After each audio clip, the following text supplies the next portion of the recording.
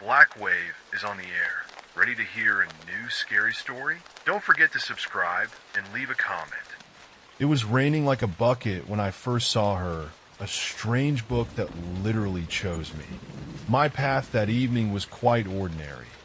A short walk down Old Alcacer Street in search of an inexpensive used book for class. The narrow alleyway into which I was taken was not particularly notable, save for the slightly musty odor emanating from a small bookstore. In its window, behind a thick layer of dust, were old volumes, their spines covered with intricate gold embossing, almost obliterated by time. I went inside to hide from the rain, no longer hoping to find anything worth reading. Looking for something special?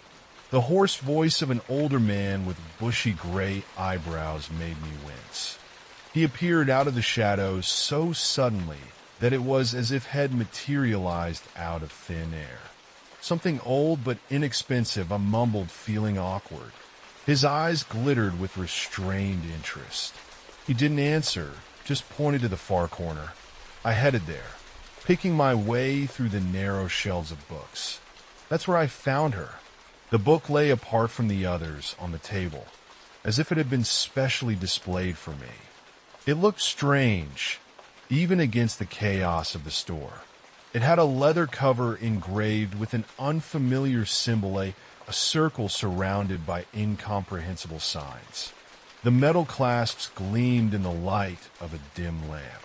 There was no name on the spine, and the pages looked as if they were centuries old. As soon as I touched the book, I felt an inexplicable shiver. "What is this?" I asked, holding it in my hands. The old man approached me and shrugged. "No one knows. I wouldn't recommend that you take it. But if you do, keep it in your head. This book has already chosen you." "How so?" "Sometimes the things we find actually find us," he answered cryptically. The old man's words sounded both silly and ominous, but I laughed to dispel my growing unease. The price was ridiculous, and I decided to buy it, figuring it would be a great excuse to have fun with my friends. It had stopped raining when I left the store, but the clouds were still thick and heavy. That night, I gathered with my friends at our house. The small apartment we rented with my neighbor Marina was often noisy. This time the group consisted of her, my boyfriend Danny, and their friend Raul. "Are you serious?" Marina looked at me, her thick black eyebrows shifting. "Did you bring some kind of grimoire?" "It wasn't a grimoire, just an old book," I argued, though I had no idea what it was. I put it on the table. We circled to find like it was an artifact from a museum. Raul, who was always a fan of weird stories, grabbed it first. "It's a bomb. Do you realize how much it could be worth?" Danny rolled his eyes. "Tell me there are witches' recipes in here." But as soon as Raul opened the book, his face changed. "Look at this," he said, showing me a page. The text was written in an unfamiliar language, but next to it were notes in Spanish in angular handwriting. "A ritual for granting wishes," Raul read. I laughed. "Shall we give it a try?" "Lucia, you can't be serious," Marina sighed. But Raul backed me up. "Come on, what have we got to lose?" Under the influence of my enthusiasm, everyone agreed. We decided to hold the ceremony the next day, on the beach with the sound of the waves. None of us took it seriously at the time. Who would have thought that this would be the beginning of our nightmare? The wind on the beach was piercing, like thin blades slicing the skin. Night swallowed the sky, leaving only the moon and rare stars as the only witnesses to our foolish venture. The sea grumbled, throwing waves onto the sand as if it objected to what we were about to do. We chose a deserted stretch of beach, away from the lights of the city. The flashlight in Raul's hands caught the outlines of our faces in the darkness. I clutched the book tightly, feeling its cold weight. "So, what's next?" Danny asked, rubbing his hands together from the cold. Raul spread the grimoire out on the folded blanket. Had been trying to make sense of the instructions. written in a mixture of Latin and Spanish for half an hour. It said that everyone should make a wish and seal it with a gift. In return, Raul faltered, clearly trying to translate further. We invite the power. That sounds creepy, Marina muttered, wrapping herself in her jacket. Come on. He waved away. It's just a game. We'll make wishes, that's all. I felt uneasy for some reason, but I decided not to show it. Raul drew a circle in the sand, using a flat stone like the one in the book. In the center, he drew the same symbol from the cover, a circle with lines diverging like rays. Be careful not to erase the lines, he warned, and we sat around the circle. What kind of gifts? Marina asked, frowning unhappily. It's nothing. Something personal, like a ring, a bracelet, anything, Raul answered, nodding at the text. It's like a part of us that we're willing to give in exchange for a wish. Shall we begin? Danny smiled, pulling a lighter out of his pocket. I'm already interested. Raul started first. He put the lighter on the sand, mumbled something in Latin, and said his wish loudly. I want my name to be recognized by everyone. We laughed, clapping him on the shoulders. Marina chose a small pendant with the letter M that she always wore. She paused, looking at the symbol, and then said quietly, I want to be free. Danny, sniffling slightly, laid out his watch. I want money. Lots of money. It was my turn. I pulled out of my pocket the small notebook I always carried with me. It contained my notes, story ideas, everything I kept as a part of my soul. It seemed to me the most valuable, and therefore the most appropriate gift. I want my life to change forever, I said, putting the notebook in the center. Raul slammed the book shut, as if he were putting an end to our strange ritual. Now we wait, he joked. We sat for a while longer, talking and laughing, until the cold forced us apart. Neither of us felt a change in the air then. The next morning I got a call from Marina. Have you seen the news? Her voice trembled. Know why? Raul, he's dead. I froze, my phone nearly falling out of my hands. What? How? They said it was an accident. A car hit him in the crosswalk. Marina's words sounded like a judgment. I still couldn't believe what I was hearing when the connection went out. It all seemed absurd. An accident? But we were only joking about the ritual. I tried to concentrate on my studies, but my mind kept returning to the events of the previous evening. Why Raul? His life had always been chaotic, but this. Later, I found the grimoire lying on my desk, although I was sure I'd left it by the door. Opening the book, I noticed something strange. The page with the ritual had changed. The text that used to explain the ritual was now different. In red ink that resembled blood, on top of the old notes appeared. You have taken the first step. The second requires determination. I threw the book away. My heart was racing, fear squeezing my chest. But worst of all were the shadows. They started appearing in the corners of the room, seeming to move when I looked away. I tried to chalk it up to fatigue, but the further away I got, the more I realized something had come for us. I woke up to the wind creaking outside my window, throwing rain down hard on the glass. The apartment was dark, but there was something unsettling about the silence. The shadows in the corners of the room were deeper, darker, as if they were alive. At first I tried to calm myself. The rain, the sleepless night, the shock of Raul's death, these could all be reasons why my nerves were starting to give way. But as soon as I got out of bed, I heard a strange whisper. It was quiet, almost inaudible, but distinct. Lucia. The voice seemed to come from the air itself. I stopped, looking around for the source, and my gaze fell on the grimoire, which was back on the table, though I distinctly remembered shoving it into the closet. The book looked different. The metal clasps were open, though I knew for a fact I'd closed them. And the pages, it was like they were glowing with a faint red light. No, I whispered, backing away, but something was tugging at me. I couldn't resist, and I stepped closer. There was a new inscription on one of the pages, the one with the ritual on it. One sacrifice has been made. Bring the others, or the darkness will find you. My breathing became ragged. A cold feeling of panic spilled inside. I slammed the book shut, threw it back on the table, and ran into the bathroom, splashing cold water on my face. You're going crazy, I thought. But even the cold water didn't help. I thought I saw a silhouette flicker behind me in the mirror, but when I turned around, there was no one behind me. Danny had come to see me in the afternoon. His face was grim, and his eyes were red, as if he'd been up all night. Did you hear what they said? He asked, sitting down on the couch. About what? About Raoul's death. It wasn't just an accident. What do you mean? He leaned closer, lowering his voice. Eyewitnesses say he didn't try to move out of the way. He just stood there as if hypnotized.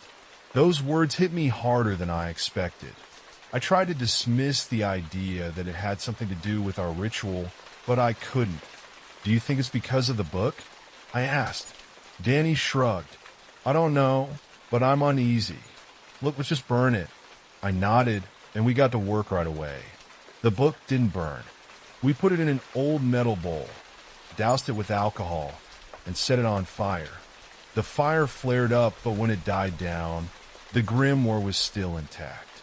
On the contrary, its cover looked even newer, as if the fire had energized it. Then we decided to bury it. The wind on the beach almost knocked us over as we dug a deep hole and threw the grimoire in there. I watched Danny fill it with sand, and I felt like I was freeing myself from something heavy. It's over. She's not coming back, he said, shaking off his hands. But that night, when I got home, I saw her again. The book was on my desk, as if it had never left the apartment. Now it was open. On one of the pages, words were written in red ink. You cannot escape your destiny. The next day, I met Marina. She looked terrible, pale, with dark circles under her eyes. I can't sleep, she confessed. I dream about Raoul every night. He stands on the road and calls out to me. It's just nightmares. I try to reassure her, even though I couldn't believe what I was saying. No, Lucia, they're not just dreams. I see them when I wake up. Shadows. They're everywhere. Her words made my heart sink. Shadows. I've seen them too. We have to do something, I said. Something to stop it. You know something, don't you? Marina fixed her gaze on me. I couldn't tell her that the grimoire required another sacrifice. I couldn't admit that the text of the book was speaking directly to me now, as if I were its chosen one. We have to find out who created this book, I suggested. That's how we began our search. The next day, we went to the very same bookstore, but to our surprise, it was closed. On the window hung an old piece of paper with the words "rent" written on it. Then we tried to find information about the grimoire in the university library. The more we searched, the more convinced we became this book never existed. Not a single mention of it, not a single hint of its author. But on every page we opened in the grimoire, the words changed as if mocking us. Sacrifice. Find her, or you will become her. Marina disappeared Friday night through Saturday. In the morning, I received a call from her mother. The woman's voice, usually calm, trembled with anxiety. She asked if I knew where her daughter was, but I only mumbled helplessly that I had last seen Marina 2 days ago. After the call, I immediately dialed Danny. Do you realize what this means? He asked when I told him what had happened. It's a book. She took it. No, it can't be, I said, trying to convince him as much as myself. But deep down, I already knew the truth. The book, the grimoire, seemed to feed on our fears. It sought out the weak, the ones who couldn't fight. That same night, I heard the whispers again. You're next. The voice came from every room, seeming to emanate from the air itself. I wrapped myself in a blanket, trying to ignore it, but the more I tried not to listen, the louder it got. The book lay on the table. I hadn't opened it in 2 days, but now it unfolded on its own, and the pages began to turn under an invisible hand. One of them stopped, and a red, blood-stained message caught my eye again. Time is running out. Find a victim. The next day, I learned that Marina's body had been found in her own apartment. It had been reported on the local news. The police hadn't made any statements, but rumors spread quickly. Some said it was suicide. Others claimed she had been murdered. But I knew the truth. Her face, contorted with horror, seemed to reflect the moment of her last seconds. No one but me could understand what she had seen before she died. Danny came to see me that same day. He was in a panic. "Lucia, we can't just sit around and wait for this thing to destroy us," he shouted, pacing the room. "We have to do something." "But what?" "We've already tried to get rid of it." "Yeah, I've heard of a man who knows about this kind of thing. We should talk to him." I looked at him doubtfully, but fear was stronger. Danny took me to a small village in the mountains where an old man named Don Manuel lived. His house was littered with various herbs, amulets, and books that looked as strange as the Grimoire. Don Manuel looked at the book for a long time. His face remained unmoved, but his eyes showed anxiety. "This is a very old thing," he said at last. "It was not made by humans." "What do you mean?" I asked. "The energy in this book," he paused, choosing his words, "is not human. It's something ancient, primitive, and it craves only one thing: blood." "How do we stop it?" Danny asked. Don Manuel sighed. "You can't stop her, but you can deceive her." He explained to us that the Grimoire required the completion of a ritual, but if we could find a way to offer a sacrifice without giving up a real life, we might be able to trick the power behind the book. "It is dangerous," he warned. "If you make a mistake, the consequences will be dire." We decided to try. That night we went to the beach again. Danny insisted that I stay out of it, but I knew I couldn't pull away so easily. We built a fire and surrounded it with a circle of salt, as Don Manuel had instructed. The Grimoire lay in the center of the circle. "Are you sure?" Danny asked. I nodded. We began to read the words of the book. The Latin came off my lips like a foreign language, and the wind increased with each line. Nature itself seemed to resist our actions. When we reached the last line, the Grimoire flashed with a bright light, and the flames of the fire soared upward. It was so quiet for a moment that I heard only my own breathing. And then there was a scream. It burst from the heart of the night, making us jump to our feet. The book lay untouched, the symbols on its pages glowing red. "You will not deceive me." The wind hit us with force, knocking us to the ground. Danny fell, his face contorted with horror. He tried to get up, but an invisible force grabbed his arms and legs, pulling him toward the book. "Lucia, run!" he shouted, but I couldn't move. Before my eyes, Danny disappeared into the bright light. The Grimoire remained lying in the circle as if nothing had happened. Only then did I realize the victim had been chosen, and it wasn't me. I returned home alone. I held the Grimoire in my hands, realizing that this book would never let me go. She whispered to me, her voice softer, almost comforting. "You have taken a step toward the truth, but the ritual is not yet complete." I knew now. The book wouldn't stop until it got what it wanted. The whole next day passed like a blur. I wandered around my apartment, trying to convince myself that what had happened to Danny was just a bad dream. But when I stumbled across the Grimoire on the table, the reality hit me with suffocating clarity. It was gone. I saw the damn book take him away. Now it was just the two of us, me and her. It was like the book was taunting me. If I tried to ignore it, the pages would rustle, as if someone invisible were leafing through them. Sometimes I heard it whisper faintly, almost indistinguishable, but threateningly insistent. As the evening wore on, The whispering became more distinct. The ritual must be completed. You know what to do. I opened it, though every cell in my body resisted it. The writing reappeared on the page. Make the ultimate sacrifice, or become one yourself. Instead of the usual text, images appeared in the Grimoire. Images of dark forests, fires, and shadows surrounding people with faces contorted with fear. I was at the center of these visions. No, I whispered, pushing the book away. I couldn't take it anymore. I had to get rid of her once and for all. I went to Don Manuel's house.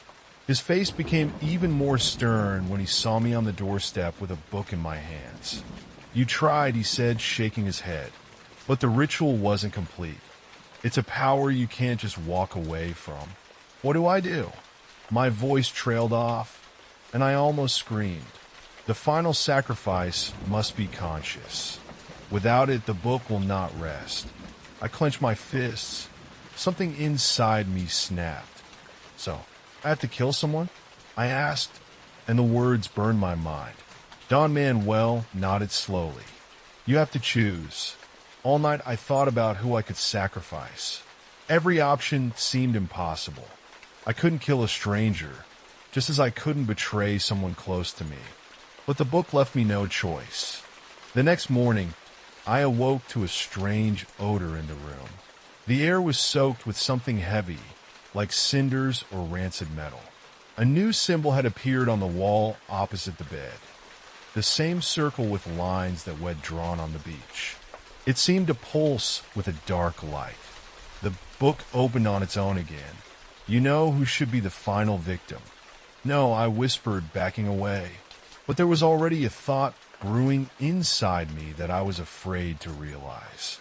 By lunchtime, I was standing at the door of my parents' house. My hands were shaking as I pressed the bell. My mom opened the door. Her face, dear and warm, looked calm. She hugged me, not noticing that I was clutching the heavy bag that held the book. Lucia, it's so good of you to come, she said, leading me to the table. She asked how I was talking about work, about Daddy, who was in the kitchen. Her voice seemed so normal that for a moment I forgot why I had come. But the book reminded me. Shadows began to move around the corners of the room. I saw them out of the corner of my eye.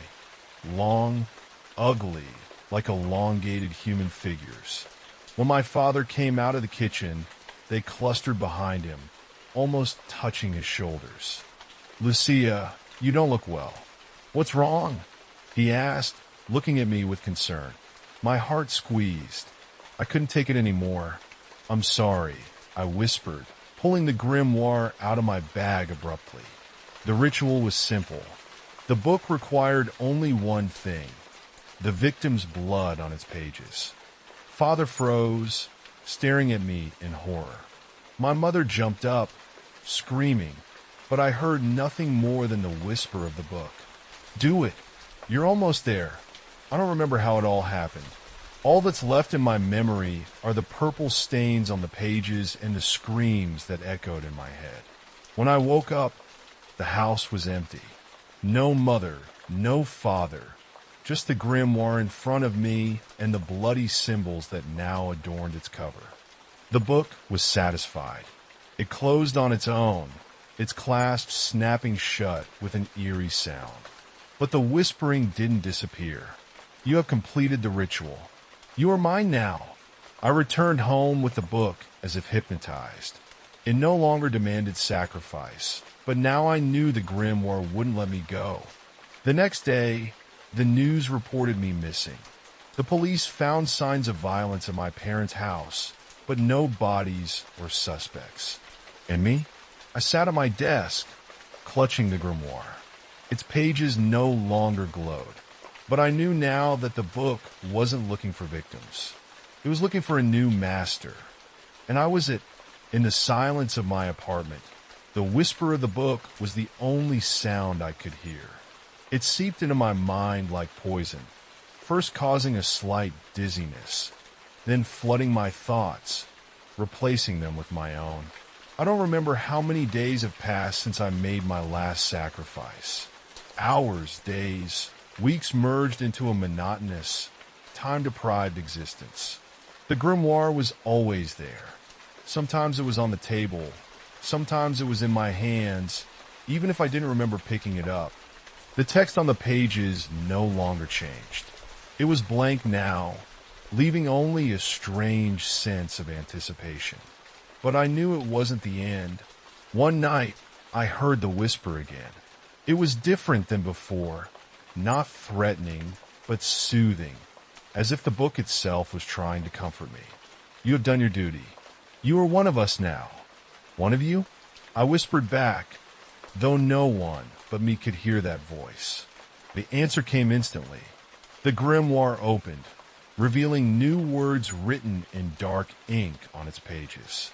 Your place is with us now. Continue the cycle. Find the one who will be next. My breath caught. No, I screamed, throwing the book to the floor. It fell with a thud, but the pages began to turn on their own, as if driven by the wind. Words appeared on one of them again. You are bound to us. You cannot refuse. The grimoire was right. I could feel it. Something deep inside me had changed. The shadows that had only frightened me before were now part of my world. I wasn't afraid of them anymore. On the contrary, they gave me a strange sense of peace. But the book demanded more. At first I tried to resist. I locked the grimoire in the safe, hid the key, even tried burying it again.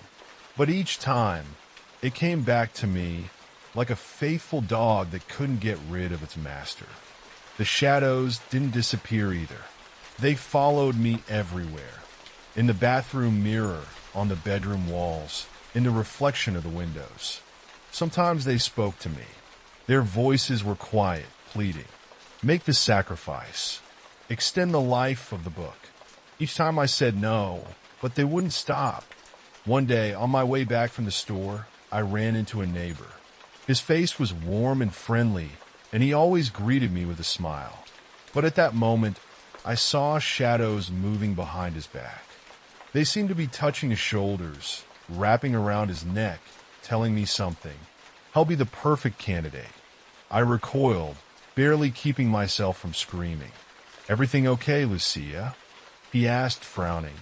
I nodded, struggling to squeeze out a smile, and hurried home. Two voices fought inside me, one begging me to stop this madness, the other whispering that resistance was futile. I sat on the floor all night, hugging my knees. The book lay before me, its clasps open again. At dawn, I realized I had lost. The next night, I invited my neighbor over for dinner. I cooked his favorite dish, set out the best glasses, poured expensive wine. He was delighted, smiling, talking nonstop. But I hardly listened to him. My hands were clutching the grimoire under the table. As the evening drew to a close, I stood up, taking the book in my hands, and opened it to the right page. The text had changed again, and the symbols of the ritual appeared on the blank pages. I saw my neighbor's smile fade from his face, his gaze grow wary. Lucia, what are you doing? I didn't answer. The grimoire glowed a faint red light in my hands. The air in the room grew heavy, as if the house itself was holding its breath. Shadows began to creep out of the corners, surrounding us. Lucia, please stop, he shouted, but I couldn't hear him anymore.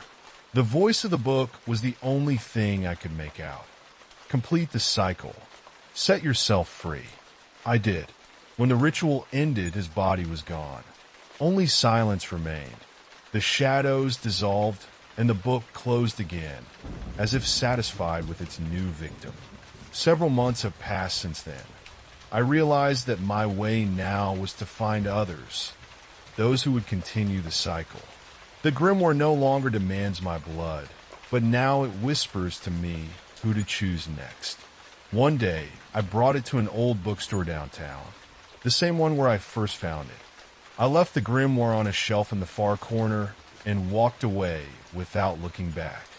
But in my heart I knew, someday someone else would open it. Someone who would be curious enough to read the first page. The cycle would continue.